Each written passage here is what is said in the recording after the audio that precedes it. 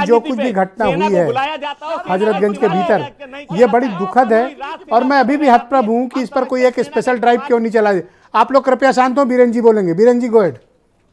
देखिए, करीब 24 घंटे के लगभग रेस्क्यू ऑपरेशन चला। एक परिवार से 2 लोगों की मौत हो गई, एक बच्चा अनाथ हो गया और एक बुजुर्ग और एक जवान, सास और बहू, दोनों की मौत हो गई। लखनऊ के इतिहास में इतना बड़ा हादसा कभी नहीं हुआ था और हम चाहते हैं कि लखनऊ के इतिहास में इतनी बड़ी कार्रवाई भी हो कि शायद अभी एक नज़ीर बने। याजदान बिल्डर जो लखनऊ में इन दिनों बहुत चर्चा में है, और उसका भाई सायम याजदान और फहद याजदान, इन दोनों ने लखनऊ को लूट लिया एलडीए से मिलकर। अवैध निर्माण, अवैध बिल्डिंगें, ना नक्शा पास है ना कोई। जब जिस बिल्डिंग का नक्शा पास नहीं होता उसकी रजिस्ट्री कैसे हो जाती है, ये बड़ा आश्चर्यजनक है।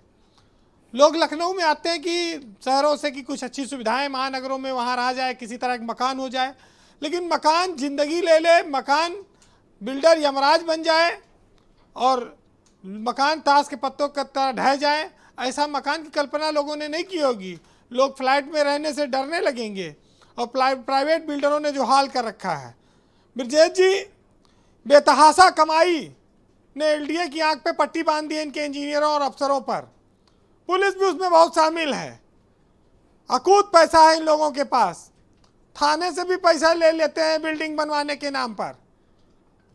लोगों की हादसे में जिंदगी चली गई और जो लोग जिंदा बचे वो भी मृत की तरह ही हो जाएंगे, क्योंकि छोटे बच्चों को देखने वाली उनकी माँ नहीं रही।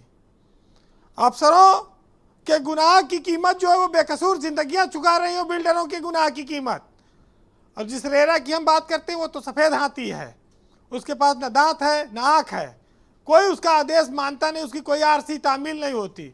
रेरा की सैकड़ों आरसियाँ डीएम क्या आज नहीं 10 साल से पड़ी होंगी वसूली के लिए, बिल्डरों से कोई वसूली नहीं हो पाई आज तक। आप देखिए कि फहद याजदान जिसके खिलाफ मुकदमा लिखा गया है, उसने याजदान इंफ्रा कान के नाम से प्राइवेट लिमिटेड कंपनी 2011 में बनाई थी। इसमें 4 लोग डायरेक्टर हैं, जिसमें उसका एक भाई है सायम याजदान और फहद याजदान, ये 2 लोग हैं और 2 बाहर के लोग हैं। इन्होंने पूरे शहर में कुकुर मुत्तों की तरह अवैध बिल्डिंगें खड़ी की, लोगों के जान से खिलवाड़ करते रहे। आज देखिए ब्रजेश जी, ये खाली बिल्डिंग नहीं गिरी, कितने लोगों ने अपने घर में कपड़ा लत्ता, बच्चों के शादी सामान, रुपया पैसा सब, आज लोग खाली एक जो तन पे कपड़ा था, पैर में जो चप्पल था वही बचा, बाकी सब मलबे में तब्दील हो गया, सब मिट गया। घरें नहीं है, रात में कहाँ जाएंगे, कहाँ सोएंगे, खाएंगे। अगर लोगों का सहारा ना मिले तो आप सोचिए कि लोग अनाथ हो गए, सड़क पे आ गए, खाने तक की व्यवस्था नहीं है, पूरी गृहस्थी खत्म हो गई। लोगों के घरों में तमाम सामान होते हैं अपना। हाँ, मैं वही अफसोस कर रहा था कि हैदर परिवार में जनाजे कहाँ जाएं, उनके पास तो घर ही नहीं रह गया। भाई हमारे आपके यहाँ कोई घटना होती, दुर्घटना होती है, आदमी मरता है, हम उसको पहले घर पे लाते हैं, अपने गांव गिराव में ले जाते हैं, घर पे लाते हैं कि लोग अंतिम दर्शन करें, लोग दुख जताने आते हैं। अब ये सड़क पे रहे, सड़क पे आ गए, ये दुर्भाग्य है। कल दोपहर तक जो जिंदगियां हंसती खेलती अपने परिवार में थी, अपने बच्चों के साथ थी, उनका आज न घर है न ठिकाना है, मौत अलग उनके ऊपर नाच रही है। कितना विचित्र बात है। आप देखिए कि एसडीआरएफ, एनडीआरएफ, पुलिस, डीजीपी, मुख्यमंत्री कार्यालय के अधिकारी, डिप्टी सीएम, तो नगर विकास के मंत्री, सारे लोग लगे रहे, असहाय रहे, मेहनत की। 5 मंजिल बिल्डिंग गिर जाए, 5 मंजिल बिल्डिंग का लिंटर कितना मोटा मोटा, उसको हटाने में आसान नहीं है, फिर भी जीवन बचाए गए, ये बड़ा चमत्कार है।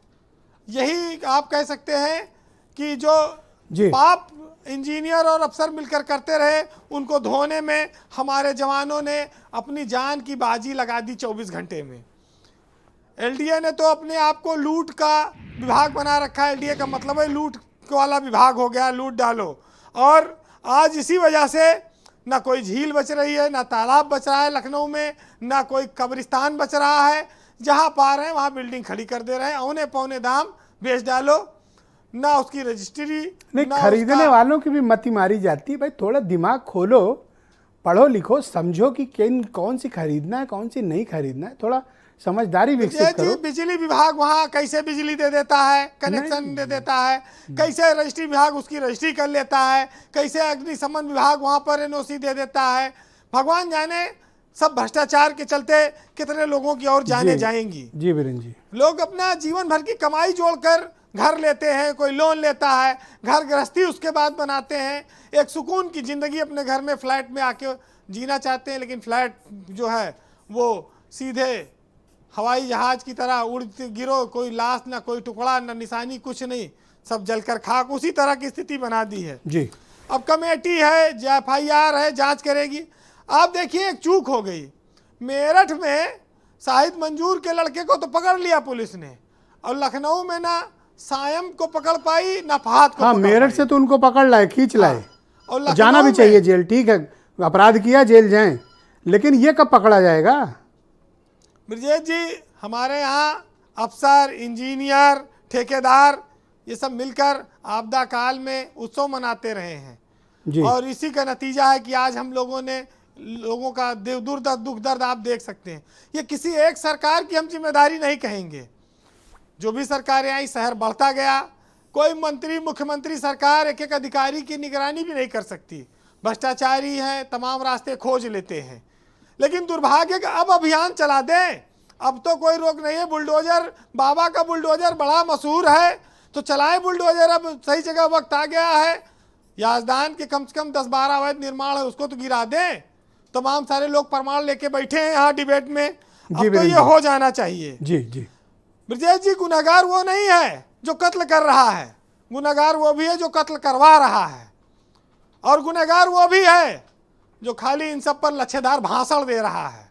बहुत सारे लोग गुनहगार हैं और रहेंगे, लेकिन इस प्रदेश में और देश में और LDA में और पुलिस में और प्रशासन में बैठे हुए अफसर ये जान लें कि जब उनको किसी के दुख से, दर्द से फर्क नहीं पड़ेगा, तो जरा वो एक दिन अपनी चमड़ी की मोटाई नाप लें। क्या उनकी चमड़ी इतनी मोटी हो गई है कि लोगों के आंसुओं से वो कभी जो है नम नहीं होती?